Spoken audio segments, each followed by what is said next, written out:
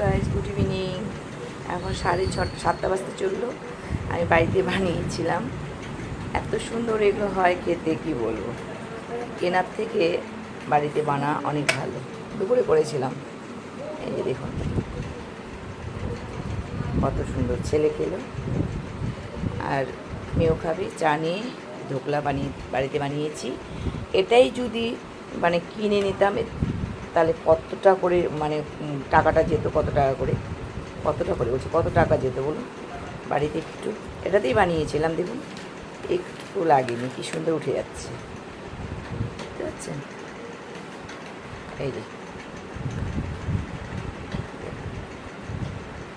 কত সুন্দর উঠছে আর কত সুন্দর হয়েছে। কিছুই না, দই আর সুজি দিয়ে। যাই হোক, এখন এটা খাবো। কেমন লাগলো কমেন্ট করে জানাবেন। লাইক করতে ভুলবেন না, শেয়ার করতে ভুলবেন না। রাখছি, টাটা।